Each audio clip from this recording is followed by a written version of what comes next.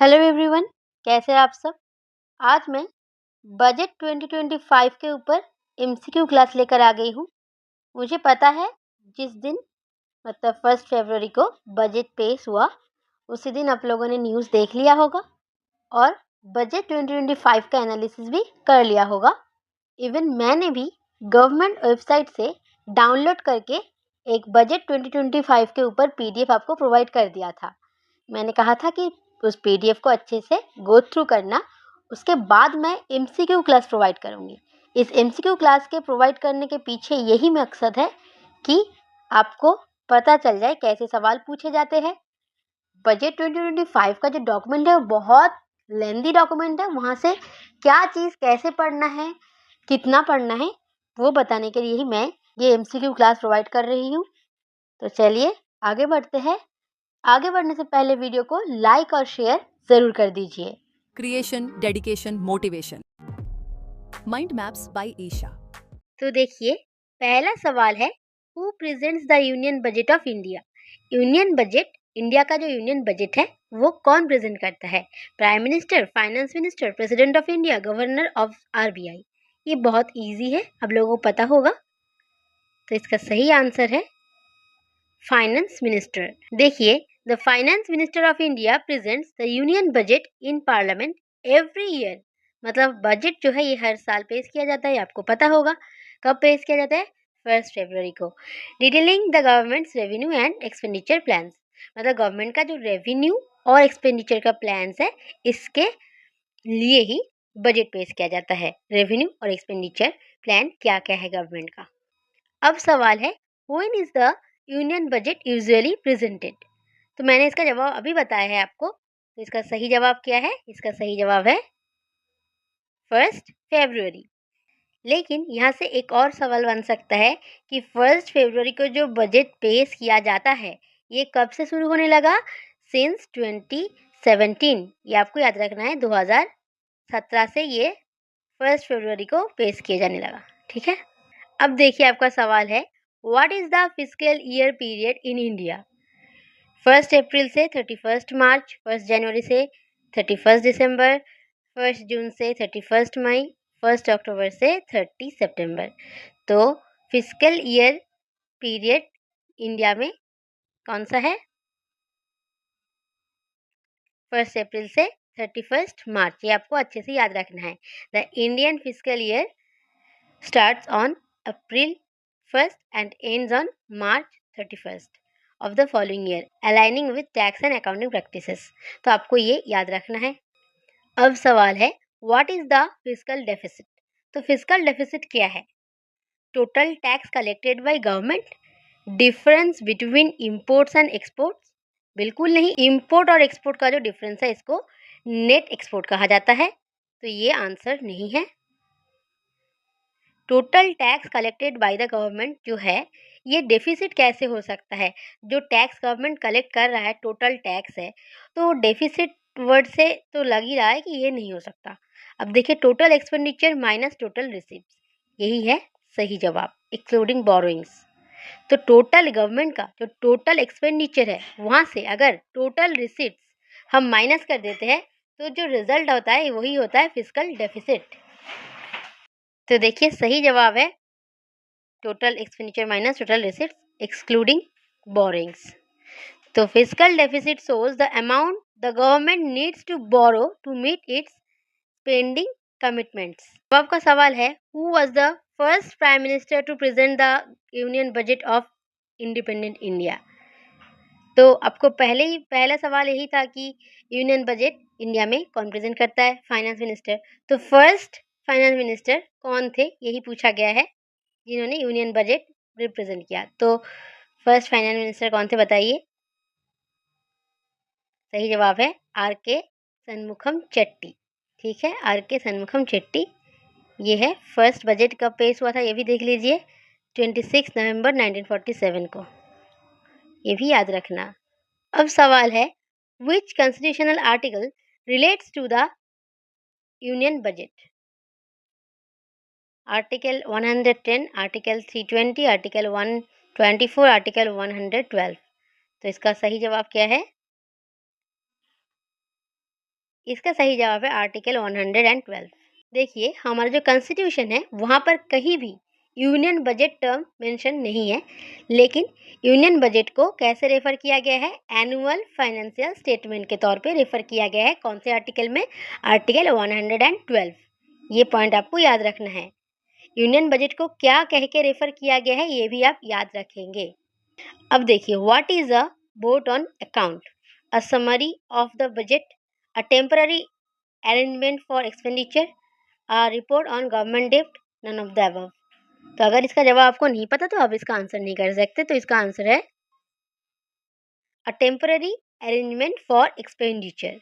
देखिए, a vote on account allows the government to withdraw funds for essential expenses until the full budget is passed। तो vote on account क्या है? Vote on account government को allow करता है to withdraw funds for essential expenses जब तक full budget पेश नहीं होता तब तक। तो टेम्पररी अरेंजमेंट फॉर एक्सपेंडिचर ही है वोट ऑन अकाउंट। एक्सपेंडिचर का जो टेम्पररी अरेंजमेंट है वही है वोट ऑन अकाउंट। ठीक है। अब पूछा गया है जीडीपी का फुल फॉर्म क्या है, ये रिलेटेड है इसीलिए पूछा गया है, तो अगर आपको पता है बताइए। जीडीपी का मतलब होता है ग्रॉस डोमेस्टिक प्रोडक्ट। तो GDP is the total monetary value of all goods and services produced in a country during a specific period. ठीक है। अब आपका सवाल है, which sector gets the highest allocation in most union budgets. ये बहुत ही common question है। हर साल जो यूनियन बजट पेश होता है मोस्टली कौन से सेक्टर को हाईएस्ट एलोकेशन मिलता है, बताइए। एजुकेशन, डिफेंस, इंफ्रास्ट्रक्चर, एग्रीकल्चर, इनमें से सही जवाब क्या है? तो सही जवाब है डिफेंस। 2024 के बजट एलोकेशन में देख लीजिए, डिफेंस जो है ये हाईएस्ट एलोकेशन मिला था। इस साल भी वही हुआ है, डिफेंस सेक्टर को ही हाईएस्ट एलोकेशन मिला है। अब देखिए, what is the direct tax. Direct tax क्या होता है? Tax on goods and services, tax levied on income and profits, tax on imports exports, none of the above. तो गुड्स एंड सर्विसेज में जो टैक्स लगता है वो इनडायरेक्ट टैक्स होता है, ये आंसर नहीं है। एक्सपोर्ट इंपोर्ट में जो टैक्स लगता है वो टैरिफ होता है। तो टैक्स लेवाइड ऑन इनकम, जो इनकम के ऊपर टैक्स लगता है वही है डायरेक्ट टैक्स। सही जवाब है tax levied on income and profits. Direct taxes like income tax are paid directly by individuals और organisations to the government. Directly pay जो होता है, जो टैक्स डायरेक्टली इंडिविजुअल या ऑर्गेनाइजेशन के द्वारा जो टैक्स दिया जाता है वो है डायरेक्ट टैक्स। जैसे कि इनकम से डायरेक्टली गवर्नमेंट टैक्स ले लेते हैं तो हो गया। डायरेक्टली अपने इनकम से गवर्नमेंट को जो टैक्स देना होता है वो इंडिविजुअल या फिर ऑर्गेनाइजेशन देते हैं, तो वो होता है direct tax. On the other hand, indirect tax क्या है? इनडायरेक्ट टैक्स वो टैक्स है जो डायरेक्टली इंडिविजुअल नहीं देते। जैसे कि सोचिए आप कोई बिस्किट खरीद रहे हैं, वहाँ पर कुछ चार्जेस टैक्स का भी जीएसटी ऐसा लिखा होता है ना, जीएसटी इंक्लूडेड, तो उसके थ्रू आप पे कर रहे हैं। आप बस बिस्किट का प्राइस दे रहे हैं लेकिन उसके अंदर ही इंक्लूडेड है टैक्स, तो वो है इनडायरेक्ट टैक्स। अब देखिए, आप सवाल है, who presented the union budget 2025। मतलब इस साल बजट कौन पेश किया है? हमारे फाइनेंस मिनिस्टर अभी कौन है? निर्मला सीतारमन। बहुत ही ईजी सवाल था। अब पूछा गया है, what is the total expenditure outline in the union budget 2025-26। तो टोटल एक्सपेंडिचर क्या है? डिजिट्स, एक बात मैं बता दूं, इतने बड़े बड़े डिजिट्स कभी याद नहीं रहेंगे आपको, इसीलिए हमेशा स्टार्टिंग के 3-4 डिजिट्स याद रखने की कोशिश करिए। यहाँ पर देखिए सब अलग अलग है, तो अगर आपको स्टार्टिंग के 2 डिजिट्स भी पता होता है तो आप इसका आंसर कर सकते हैं। ऐसे ही पूछा जाएगा, एकदम सब सेम सेम देकर लास्ट के एक डिजिट बदल दिया जाए, ऐसा कभी नहीं हो सकता। स्टार्टिंग के 2-3 डिजिट्स याद रख लेंगे तो काफ़ी होगा, मैं बार बार बता रही हूँ। तो इसका सही जवाब है टोटल एक्सपेंडिचर जो इस बार बजट में है वो है अप्रॉक्सीमेटली 50 लाख करोड़, 50,65,345। इतना याद रखने की ज़रूरत नहीं है, मोटा मोटा आप याद रखिए। तो देखिए, आपको बस याद रखना है टोटल एक्सपेंडिचर इस बार बजट का कितना है। आपको याद रखना है ₹50 लाख करोड़, यही याद रखना है आपको बस। ठीक है। और इसके अंदर ही रेवेन्यू एंड कैपिटल दोनों एक्सपेंडिचर ही इंक्लूडेड है। अब पूछा गया है what is the targeted fiscal deficit as a percentage of GDP for 2025-26। तो आपको डायरेक्टली फिस्कल डेफिसिट का परसेंटेज पूछा गया है। इसका सही जवाब है 44%। अब साइड में देखिए ये ग्राफ, इसी ग्राफ से हम 4 चीज़ें याद कर लेंगे। देखिए 2025 और 26 के लिए ये कलर यूज़ किया गया है, मतलब ये लास्ट के जो बार है ये 2025-26 को डिनोट कर रहा है। तो आपको क्या याद रखना है, फिस्कल डेफिसिट कितना है 4.4%, रेवेन्यू डेफिसिट कितना है 1.5%, इफेक्टिव रेवेन्यू डेफिसिट कितना है 0.3%, प्राइमरी डेफिसिट कितना है 0.8%। ये 4 चीज़ें आपको याद रखना है, यहाँ से सवाल पूछे जाते हैं। तो 4.4% क्या है, फिस्कल डेफिसिट है, 1.5% है revenue deficit, effective revenue deficit है 0.3% और प्राइमरी डेफिसिट है 0.8%। ये आपको याद रखना ही है, आगे जाकर भी सेम सवाल आपसे पूछा जाएगा इन 4 डिजिट्स के ऊपर ही। ठीक है, परसेंटेज याद रखना है आपको, सबसे ज़्यादा इम्पॉर्टेंट है फिस्कल डेफिसिट का। अब देखिए आपका सवाल है which of the following is the largest source of government revenue as per budget 2025-26। तो देखिए आपके ऑप्शंस है corporate tax, income tax, borrowing and other liabilities, GST and other taxes. तो इनमें से कौन सा लार्जेस्ट सोर्स है गवर्नमेंट का, गवर्नमेंट रेवेन्यू का? तो इनमें से गवर्नमेंट रेवेन्यू का लार्जेस्ट सोर्स क्या है? देखिए इस साल के बजट के अकॉर्डिंग यहाँ पर दिया गया है, ये ग्राफ देखकर आप याद रखेंगे। देखिए रूपी कम्स फ्रॉम, अगर इसको आप 1 रूपी समझते हैं तो इसके परसेंटेज के तौर पे बताया गया है।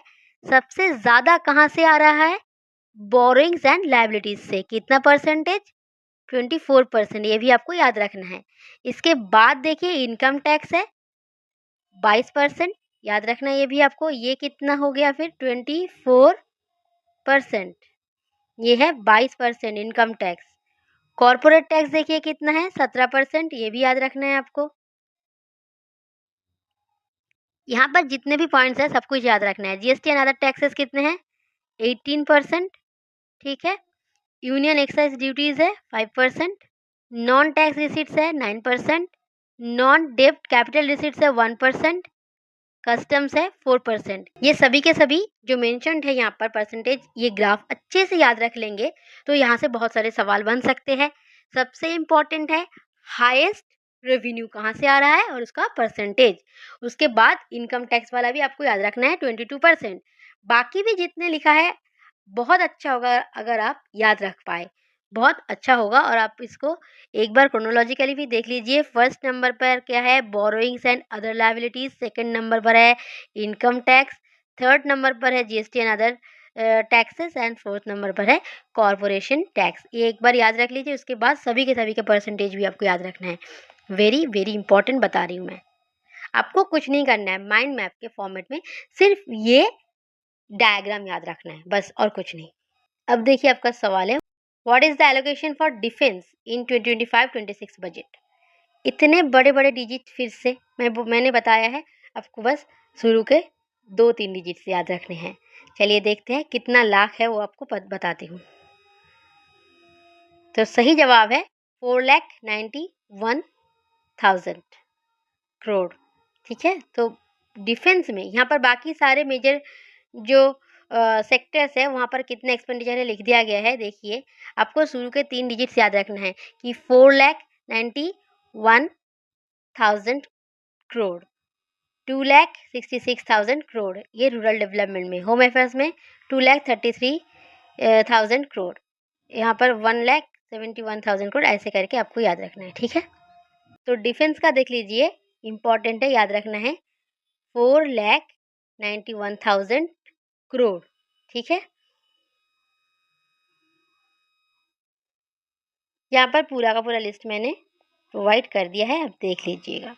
एक और यहाँ पर डायग्राम दिया है, ये है ओल्ड टैक्स का जो स्लैब है और न्यू टैक्स का जो स्लैब है वो लिख दिया है। और यहाँ पर एक इम्पॉर्टेंट पॉइंट है कि rebate proposal to make income up to ₹12 lakh tax free. ठीक है, आगे जाकर इसके ऊपर भी सवाल मिलेगा आपको। ये चीज़ आप याद रखेंगे अच्छे से, ये इधर इधर जो लिखा है इतने में, ये याद रखना है आपको।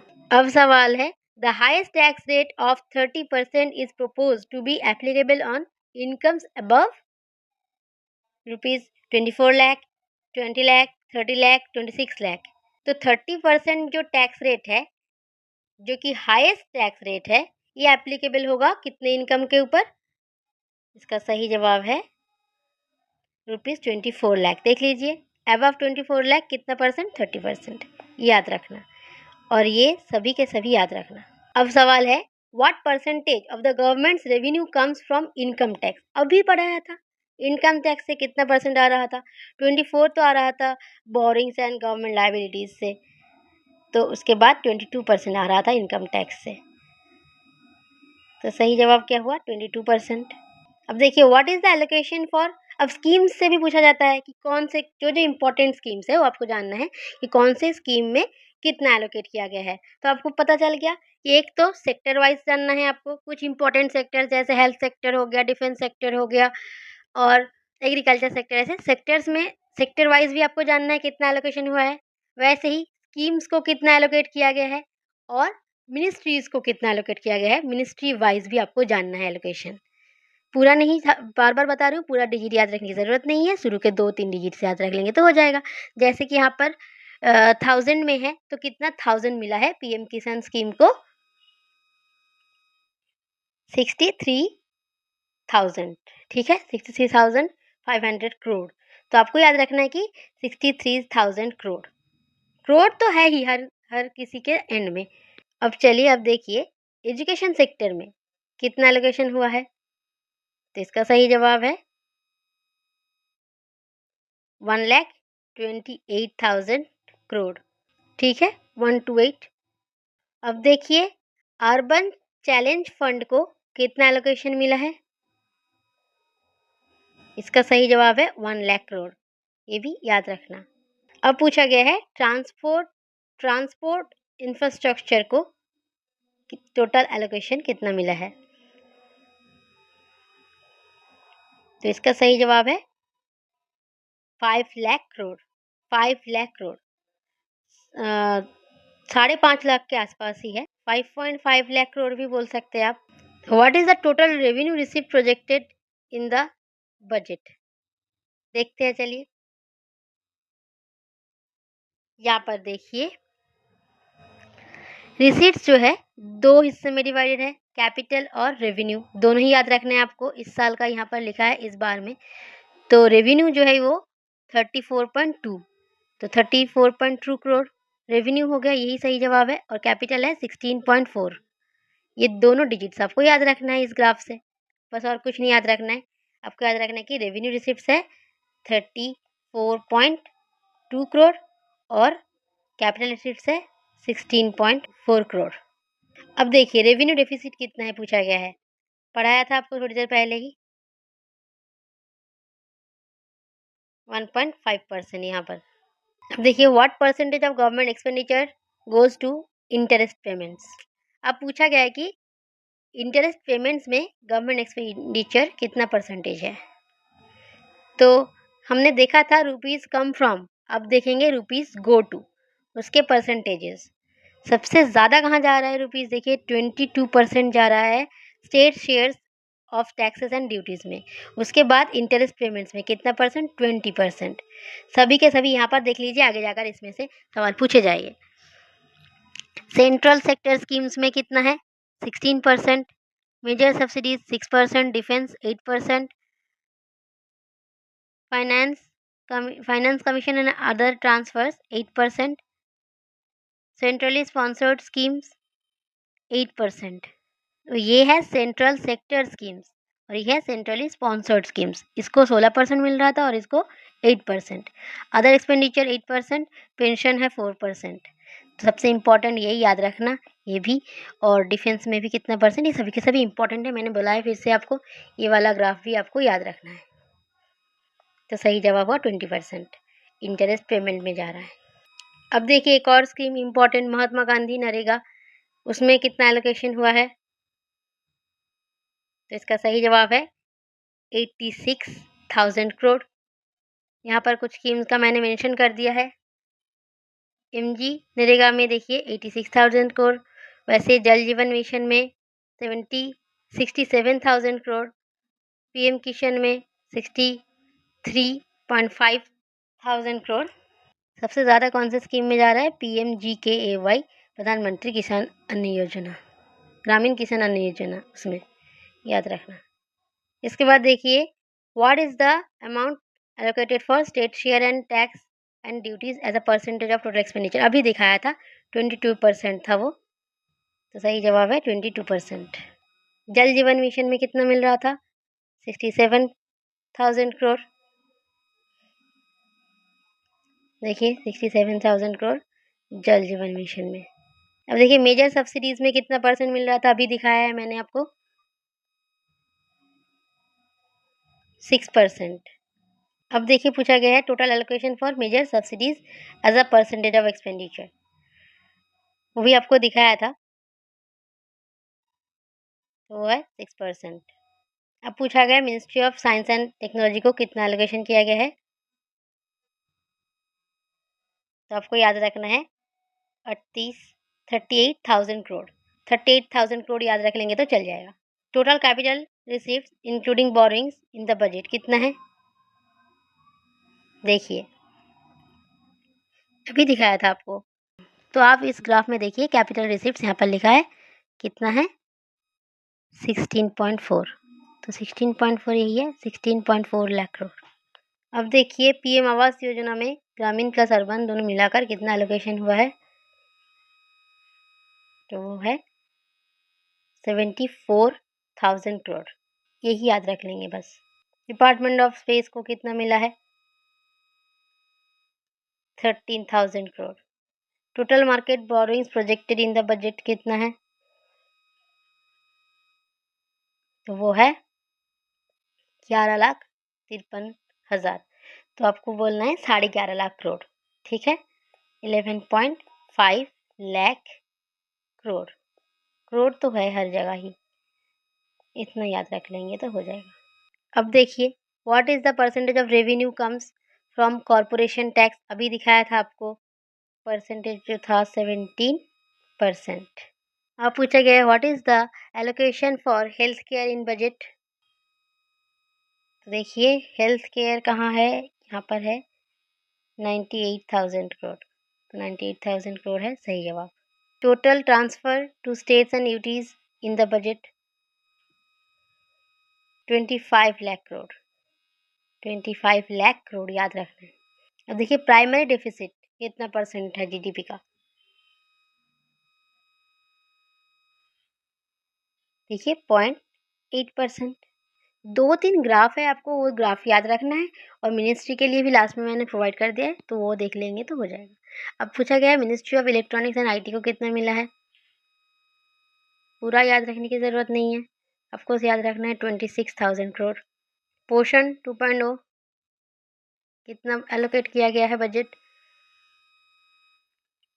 तो पोषण 2.0 के लिए 21,000 करोड़, अप्रॉक्सीमेटली क्या है 22,000 crore. What is the total allocation for ministry of home affairs, देखिए मिनिस्ट्री ऑफ होम अफेयर्स के लिए 2.33 लाख करोड़, तो शुरू के मैंने बोला है 3 डिजिट याद रखना है, तो 2.33 लाख करोड़, इतना याद रखना है आपको। अब देखिए यहाँ पर डिफरेंट मिनिस्ट्रीज़ का जो एलोकेशन है वो लिख दिया गया है, शुरू के 3 डिजिट याद रखेंगे मैंने बोला है तो हो जाएगा, जैसे ये ऐसे याद रखेंगे 1.28 lakh crore. What is the percentage of the governments revenue comes from non tax receipts, तो वही से आपको याद रखना है, अभी दिखाया था नॉन टैक्स रिसीट्स देखिए 9%। अब पूछा गया है PM school for rising India PM Shri, इसमें कितना एलोकेट किया गया है, 7,500 crore. What is the total allocation for production link incentive PLI scheme, तो इसका सही जवाब है 2,500 करोड़ के आसपास, मतलब 2,445, तो 2,500 करोड़ के आसपास है approximately. What is the allocation for food subsidies in budget, 2 lakh crore आपको याद रखना है। 2 लाख करोड़ याद रख लेंगे तो हो जाएगा। 2.03 एक्चुअली, तो 2 लाख याद रखिए। What is the total allocation for समग्र शिक्षा? 41,000 करोड़। 41,000 करोड़। अब देखिए, what is the budget allocation for ministry of women and child development? Ministry of women and child development के लिए 26,000 करोड़ के आसपास मिला है एलोकेशन, तो 26 आपको याद रखना है। What is the total allocation for PM Gram Sadak Yojana? PM Gram Sadak Yojana के लिए 19,000 crore. What is the allocation for Ayushman Bharat PM Jay? तो आयुष्मान भारत के लिए कितना एलोकेशन मिला है? 9,000 crore. 9,000 crore. Social assistance programme के लिए यहाँ पर भी 9,000, मतलब 9,500 करोड़। 9.5 यहाँ पर याद रखेंगे, ऐसे 9,500 अप्रॉक्सीमेट चीज़ ही याद रखेंगे, तो 9,500 करोड़ के आसपास। What is the allocation for the ministry of power? 21,000 crore. Ministry of port shipping and waterways के लिए कितना एलोकेट किया गया है? 3,470, तो 3,500 करोड़ के आसपास। Ministry of agriculture and farmers welfare, तो 1.38 लाख करोड़। ये सब पॉइंट्स होगा, पॉइंट्स। देखिए, ministry of agriculture and farmers को मिला है 1.38 लाख करोड़। अब देखिए, टोटल फर्टिलाइजर सब्सिडी एलोकेशन कितना हुआ है? 1.67 लाख करोड़। अब पूछा गया है इफेक्टिव रेवेन्यू डेफिसिट, वो भी दिखाया था अभी आपको। इसी ग्राफ से 4 क्वेश्चन बन जाता है आपका, तो 0.3% है। देखिए यहाँ पर, तो what is the percentage of expenditure is allocated to central sector schemes excluding defence and major subsidies? इसको एक्सक्लूड करके पूछा गया है सेंट्रल सेक्टर स्कीम्स का, तो 16% है। ये बताया था, सेंट्रल सेक्टर स्कीम्स के लिए है 16% और सेंट्रली स्पॉन्सर्ड स्कीम्स के लिए है 8%। अब देखिए, what is the allocation for skill development and apprenticeships? तो ये है 13,500 crore. Ministry of external affairs के लिए कितना है? 20,500 करोड़, मतलब अप्रॉक्सीमेटली याद रखना है 20,500 crore. What is the percentage of revenue comes from custom duty? बताया था, कस्टम से आ रहा है 4%। यहाँ पर देखिए, 4% कस्टम से। What is the total allocation for ministry of law and justice? तो ये है 5,850 crore. What is the allocation for petroleum subsidies? 12,000 crore के आसपास है। ठीक है, 12,000 याद रखेंगे। अब पूछा गया है what is the total finance commission and other transfers as a percent of expenditure?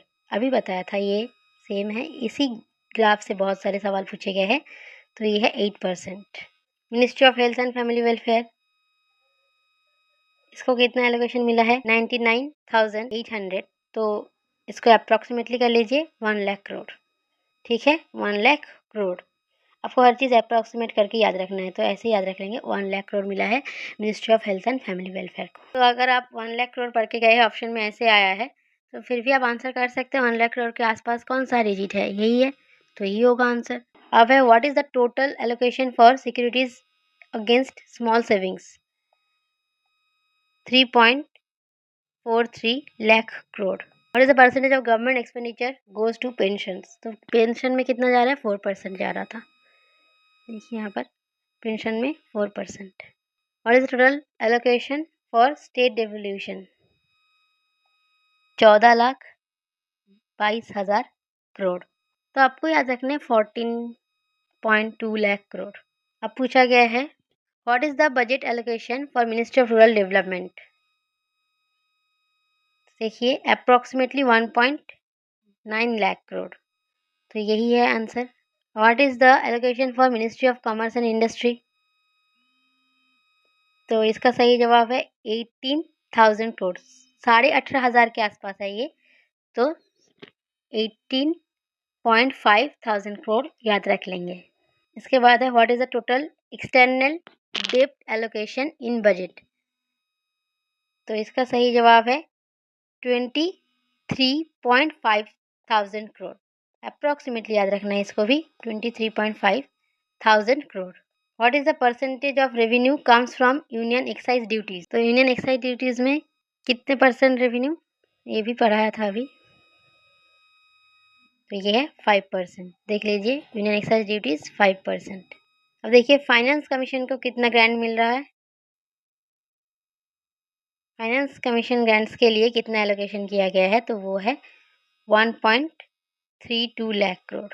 Effective capital expenditure in budget, तो वो है 15.5 लाख करोड़ के आसपास। 15.5 लाख, एक्चुअली 48 है ये, अप्रोक्सीमेटली याद रख लेंगे। अब ministry of chemical and fertiliser को कितना मिल रहा है एलोकेशन, तो वो है 1.62 लाख करोड़। तो यही होगा 1.62।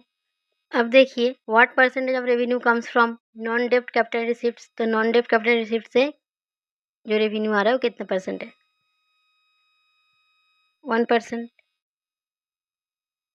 यहाँ पर देखिए लिखा है what is the total allocation for centrally sponsored schemes as a percentage of expenditure. बताया था कि सेंट्रल स्कीम्स को मिल रहा है 16%, ठीक है, और सेंट्रली स्पॉन्सर्ड स्कीम्स को उसका आधा 8%, तो 8% यहाँ पर लिखा है। इसके बाद देखिए ये आज का आखिरी सवाल है, what is allocation for non tax revenues in budget. तो सही जवाब है 5.83 लाख करोड़। अब देखिए एक चीज़, in budget 2025-26 the ministry of finance was allocated rupees 19.39 lakh crore. तो सबसे ज़्यादा कौन से मिनिस्ट्री को मिल रहा है, मिनिस्ट्री ऑफ फाइनेंस को 19.39। उसके बाद ministry of defence 6.81 lakh crore. Lakh crore सबके साथ लगा है, आपको बस 6.81 डिजिट याद रखना है। इसके बाद ministry of road transport and highways 2.87 lakh crore. Indian railways मतलब मिनिस्ट्री ऑफ रेलवे को 2.55 lakh crore. Ministry of home affairs 2.33 lakh crore. देखिए ये 2.55 है, 2.33 है। इसके बाद ministry of consumer affairs food and public distribution 2.16 lakh crore. Ministry of rural development 1.9 lakh crore. Ministry of chemical fertiliser 1.62 lakh crore. Ministry of agriculture farmers 1.38 lakh crore. Ministry of health and family welfare 1 lakh crore. तो बस आज का सवाल है आपके लिए यहाँ पर। तो यही तक थी ये वीडियो। ये जितने भी मैंने ग्राफ दिखाया है यहाँ पर, सभी के सभी ग्राफ आप एक जगह या तो प्रिंट करके दीवार पे चिपका दीजिए या फिर एक जगह नोट डाउन कर लीजिए। अच्छे से याद रखना, यहाँ से सवाल पूछे जाएंगे। रुपीज़ कम फ्रॉम और रुपीज़ गोज़ टू, और क्या याद रखना है, जो डेफिसिट वाला ग्राफ था 4% है वो याद रखना है आपको। और मिनिस्ट्रीज़ वाला लास्ट में जो मैंने दिखाया है वो कितना परसेंटेज, मतलब वो कितना एलोकेट किया गया है, कौन से मिनिस्ट्री को, कौन से स्कीम को कितना एलोकेट किया गया है, एक जगह लिस्ट डाउन कर लीजिए और याद रखिए, ठीक है। इसका जो PDF है मैं टेलीग्राम पे प्रोवाइड कर दूँगी। अगर आपको वीडियो पसंद आई हो तो लाइक करिए, कमेंट करिए और जितना हो सके उतना शेयर करिए। मिलते हैं अगले वीडियो में, तब तक के लिए जय हिंद।